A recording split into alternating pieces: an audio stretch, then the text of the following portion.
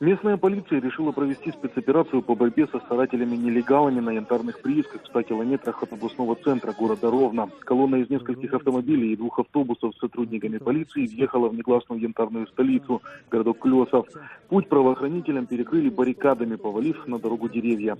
На месте возник конфликт между сотней сотрудников полиции и несколькими сотнями жителей окрестных деревень. Сотрудники полиции открыли огонь из травматического оружия. Стреляют по людям с резины. Это стреляют по людям резиновыми патронами. Видите, что творят? 16 лет парню, рука вся синяя. Стрельба в этих местах не в новость, но как аргумент в споре с сотрудниками полиции местные жители использовали гусеничную бронетехнику, легко бронированный артиллерийский тягач. Эту информацию нам подтвердили сами полицейские. Местные жители причиной конфликта называют то, что среди полицейских они идентифицировали человека, который, по их утверждению, несколько лет собирал дань с нелегальных старателей.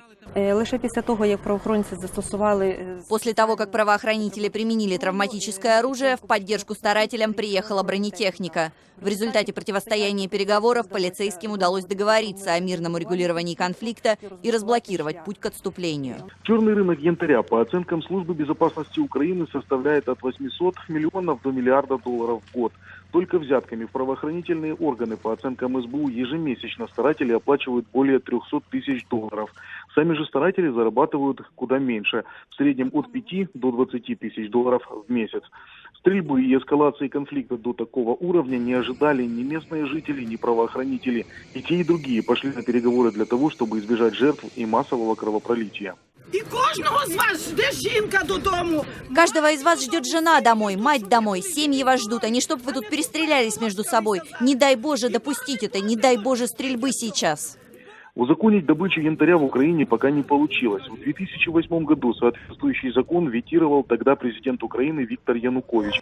По неподтвержденным данным и утверждениям самих старателей, его сын Александр Янукович контролировал этот бизнес. В прошлом году Верховная Рада Украины в первом чтении приняла еще один законопроект, но до второго чтения за почти год так и не дошло. Ситуация в Ровенской области остается крайне сложной. Дмитрий Лентьюк, Украина, специально для настоящего времени.